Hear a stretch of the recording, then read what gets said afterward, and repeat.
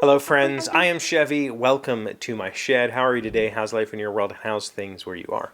Hope it is fantastic. It's really windy here, so you might hear some leaf noise through the garage. Whatever. I wanted to kind of touch up on yesterday's video. It got a little bit askew, and I got on a little bit of a rant. I spent 7 minutes talking about how I don't have time to worry about other people's problems on social media.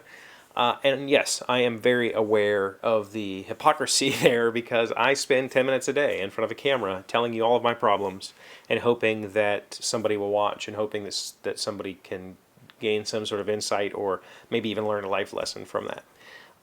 But I thought about it a lot last night because I thought, man, I really shouldn't have posted that because, I'm here trying to give you a side of me that maybe the world wouldn't know exists, because if you've met me at a convention, and I'm usually a completely different person there, and you don't get to see the daily grind that is just being an average dad with an average job in a, economically oppressed area.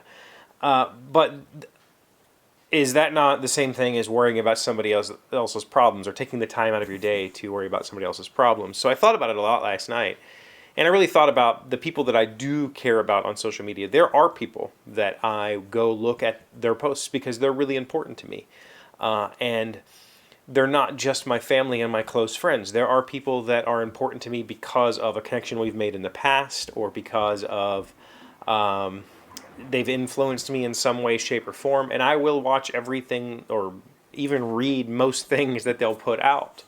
But that being said, I still don't have time to engage in huge dialogues with really anybody over any subject. And I think it was Carl that posted on yesterday's video. Maybe I'm wrong. I don't remember who it was, but somebody commented that they watch a lot more YouTube than anything else, and the key that they said was it's in the background. And I think that's really the thing. The problem with Twitter, Facebook, and even Instagram to some degree is I don't have time to read and follow threads and go down rabbit holes and find all the minutia that stands up this person's side of the argument versus this person's side of the argument. I am very much a headline reader. I'm one of those people that's, if I do scroll anywhere, it's on two sites, Reddit or Hacker News. When I say Reddit, I don't mean like if you just go to reddit.com. I mean I have a highly curated version of Reddit. I only follow like maybe 10 subreddits that interest me, and then I have a couple of subreddits that are just picture posts that are funny and things I find throughout the day. So I might scroll one page of Reddit, and I will scroll the front page of Hacker News at least once a day, and I will read some articles there. But for the most part, I just read headlines. I'm like everybody else. I don't have time to give a shit about what's going on in the news. And unfortunately, a lot of the people that are in my outer sphere are as important as the news. Like, if something major happens, I want to know and I want to be there to support that person. But if it's just some, person that has, I have a few friends that are professional victims. Like, every single thing that happens in their life is somebody's personal attack against them. And I don't have time for that. Like, I just don't. It's annoying. Yeah. Whatever. But I'm still here. I'm still doing this every day, hoping that somebody watches. And the thing about YouTube is that it can be just something that's on. I don't watch television. I haven't had television. I haven't had cable in a very, very, very long time. Years and years and years. I don't even know how long it's been that long. Because I don't really have time for it.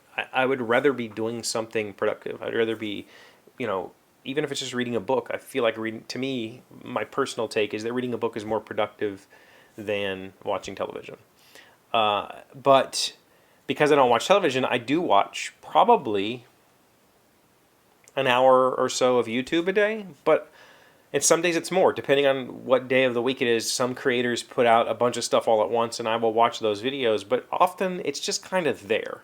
I can have it on while I'm working, and the vast majority of people that I watch on YouTube are makers and builders, and so it's really just kind of shop noise. I've just got saws and drills and,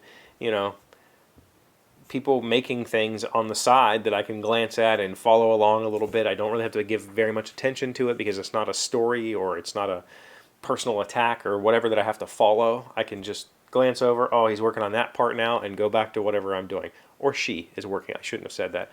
I follow, actually,